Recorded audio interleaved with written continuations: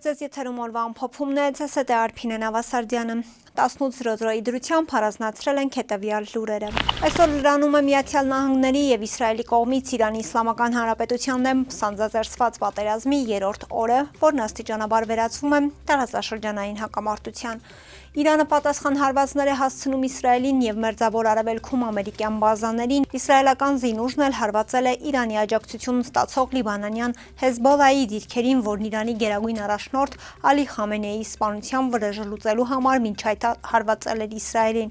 Վերջինի սպանությունից հետո հարևան երկրում 40-օրյա ժամկետով սուգ է հայտարարվել։ Իսրայելը հայտնել է, որ Իրանն այսօր կրկին հրթիռներ է արձակել իր ուղղությամբ։ Վնասների կամ տուժածների մասին դեռ ստույգ տվյալներ չկան։ Երեկ հաղորդվեց, որ Իրանի հարվածներից իսրայելական Բեյք Շեմեշ քաղաքում 8 մարդ է սպանվել, վիրավորվել 18-ը։ Այսօր Քուվեյթի պաշտպանության նախարարությունը հայտնել է, որ առավոտյան ամերիկյան մի քանի ինքնաթիռ է կործանվել, անձնակազմին հաջողվել է անվնաս փրկվել։ Միջադեպի հանգամանքները դեռ հայտնի չեն։ Քուվեյթում ԱՄՆ դեսպանատան մոտ սև ծուխ է նկատվել, պայթյուններ են լսվել Կատարի մայրաքաղաք Դոհայում, Բահրեյնում, Դուբայում։ Իրանական անօդաչուի հարվածից Կիպրոսում վնասվել է բրիտանական բազայի թռիչքուղին։ Ըստ Reuters-ի Իրաքի հյուսային Քրդստանի Էրբիլ օդանավակայանի մոտ 3 անօդաչու է խոցվել։ ԱՄՆ նախագահը հայտարարել է, որ Իրանի դեմ ռազմական գործողությունները կշարունակվեն ողջ ուժով եւ կարող են տևել 4 շաբաթ ուր կշարունակվեն այնքան, քանի դեռ իրենց բոլոր նպատակներին չեն հասել։ Մենք հարվածել ենք հարյուրավոր թիրախների Իրանում,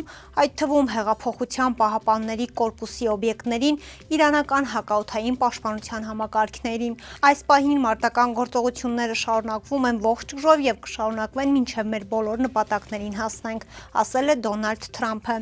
Իրանի անվտանգության գերագույն խորհրդի քարտուղարին արձագանքել է Թրամփի երեկվա հայտարարությանը, թե Իրանի նոր ղեկավարությունը ցանկանում է բանակցել։ Ալի Լարիջանին ասել է, որ Թեհրանը չի բանակցի Վաշինգտոնի հետ։ Իրանի զինված ուժերը չեն սկսել ներխուժումը, նշել է նա։ Իրանի արտգործնախարարն էլ իր հերթին հայտարարել է, որ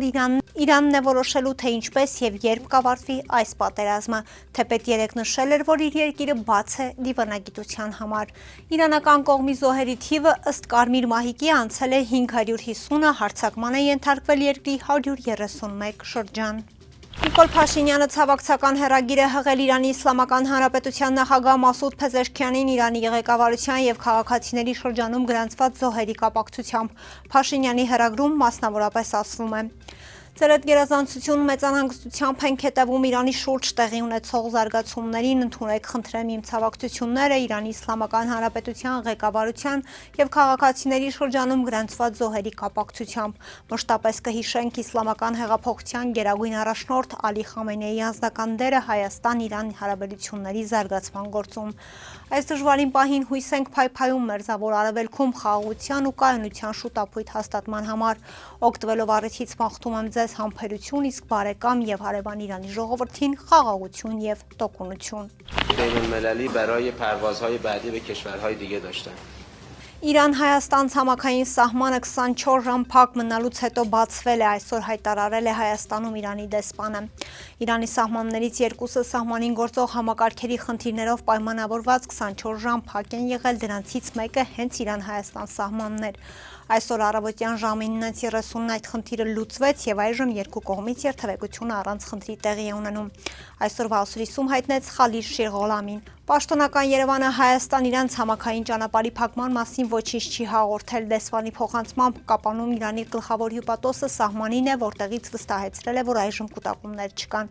Ինձ նաև հաղորդվեց, որ սպասման մեջ էին 30-ից 40 քաղաքացիներ, նրանք բոլորն ունեին միջազգային տոմսեր եւ նրանց թռիչքը պետք է տեղի ունենար Երևանից։ Եվ կայս գործընթացի հակառակ տարբերակը, այսինքն մեր քաղաքացիներից շատերը Իրան վերադառնալու ճանապարհին ընտրում են ավիաչվերթով դեպի Երևան ժամանել, այստեղից ցամաքային ճանապարհով հասնել Թեհրան, նշեց դեսպանը, հավելելով, որ 3 մոտ 20 հոգի է ցամաքային ճանապարհով ուղևորվել Իրան, եւս 15 հոգի էլ կհասնեն Երևան, հետո Իրան։ 19-ամյա զինծառայող Նարեկ Հակոբյանի մահվան դեպքի առթիվ նախաձեռնված քրեական վարույթի նախաքննության ընթացքում մեկ անձի նկատմամբ հարուցվել է հանրային քրեական հետապնդում։ Քննչական կոմիտեից հայտնում են, որ վերջինս կալանավորվել է։ Քրեական հետապնդումը հարուցվել է քրեական օրենսգրքի 155-րդ հոդվածի 2-րդ մասի 7-րդ կետով սպանություն Գյումրիում։ Հիշեցնենք, ողբերգական դեպքը տեղի են ունեցել Գեղարքունիքի զորամասերից մեկում, սա այս տարի արդեն մահվան 3-րդ դեպքն է բանակում, ընդ որում խաղաղ պայմաններ։ Մասյացոտնի թեմի 19 եկեղեցական անիրականանալի են համարում արդեն կարգալույս հռչակված նախկին Գևորգ եպիսկոպոս Սարոյանին որպես թեմի առաջնորդ ճանաչելու դատարանի որոշումը։ Այս մասին թեմը հայտարարություն է տարածել։ Մենք Հայաստանի Ցարաքելական Սուրբ եկեղեցում Մասյացոտնի թեմի ներքոստորագրյալ եկեղեցականներս մեր անհամաձայնությունն ու լրջագույն մտահոգությունն ենք արտահայտում Արմավիրի մարզի Առաջինատյանի ընդհանուր իրավասության դատարանի կողմից ընդունված միջանկյալ որոշման վերաբերյալ։ Դրանով մեզ փաստացի պարտադրվում է որպես առաջնորդ ճանաչել արդեն կարգալույս հռչակված նախկին Գևորգ եպիսկոպոս Սարոյանին, որը եկեղեցական կանոնների համաձայն այլևս աշխարհական անձ է Արման Սարոյան անունով։ Տվյալ որոշումն անհամատեղելի է եկեղեցու կանոնական կյանքի եւ մեր քահանայական կոչման եւ ծառայության հետ։ Եպիսկոպոսի իշխանությունը շնորհվում է եպիսկոպոսական ձեռնադրությամբ, ասված է հայտարարությունում։ Նշվում է, որ երբ եպիսկոպոսը կարգալույս է հռչակվում իրավասու եկեղեցական իշխանության կողմից եւ վերադառնում աշխարհական կարգավիճակի, զրկվում է եպիսկոպոսական իշխանություն իրականացնելու իրավունքից, այդ թվում նաեւ թեմ կառավարելու կանոնական առաքելությունից։ Հոգեվրականներն ընդգծել են, որ այդ իրողությունը չի կարող փոփոխվել որևէ աշխարհիկ որոշմամբ։ Նրանք միաժամանակ ընդգծել են, որ խնդիրն ունի նաեւ խորապես հոգեվոր եւ բարոյական կողմ։ Քահանայական ծառայությունը հիմնված է Աստծո հանդեպ հավատքի, կանոնական ուխտին եւ եկեղեցական կարգին հավատարմության եւ խղճի ազատության վրա։ Որևէ դատարան կամ աշխարհիկ իշխանություն իրավասու չէ պարտադրել քահանային դրժել այդ հավատարմությունը եւ ենթարկվել այնպիսի առաջնորդության, որը հակասում է իր խղճին, դավանանքին եւ եկեղեցաբանական համոզմունքին։ Խղճի եւ դավանանքի ազատությունը մեր երկրում երաշխավորված է իրավական նորմերով եւ որևէ որոշում չպետք է միջամտի հոգեվրականի կյանքին։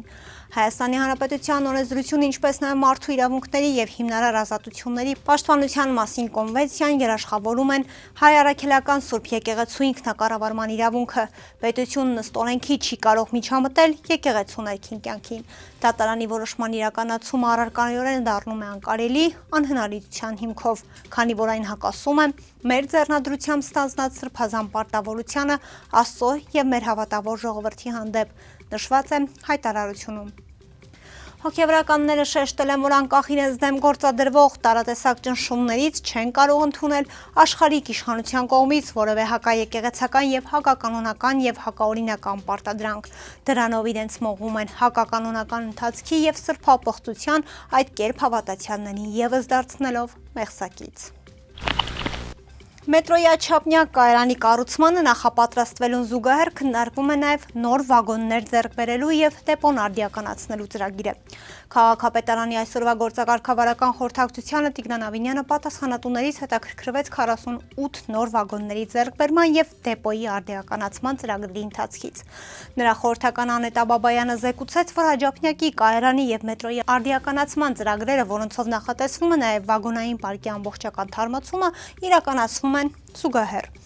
Ներդրումային ծրագրերի տրամաբանության հավանությանն է արժանացել եւ դրական եզրակացությամբ այսօր շնորհանդեսներն ուղարկում են կառավարություն, որպիսի հանրային ներդրումային կոմիտեի նիստ պլանավորվի երկու ծրագրերի վերջնական քննարկման մասով, մանրամասնեց Բաբայանը։ Նրա խոսքով Երևանի մետրոպոլիտենի արդիականացման ծրագրի վերագնահատված բյուջեն հասնում է մոտ 60 միլիարդ դրամի, որը նաև ներառում է դեպոյի արդիականացումն ու այլ ենթակառուցվածքային ներդրումներ։ Այսօր մարտի 2-ին խոշոր ավտովթար է տեղի ունեցել Լոռու մարզում։ Ժամը 10:50-ի սահմաններում Վանաձոր քաղաքի Դեմիրճյան փողոցում բախվել են Opel Zafira եւ Opel Vectra մակնիշի ավտոմեքենաները։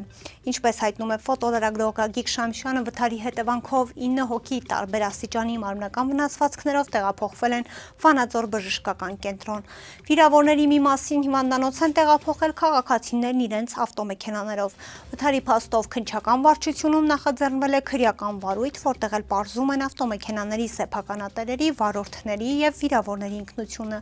Քննիչի հանձնարարականով ավտոմեքենաները տեղափոխվում են բարեկային ծառայության Լոռու մարզի գումարտակի պահպանվող հատուկ տարածք։ Կհանդիպենք վաղը, առողջ եղեք։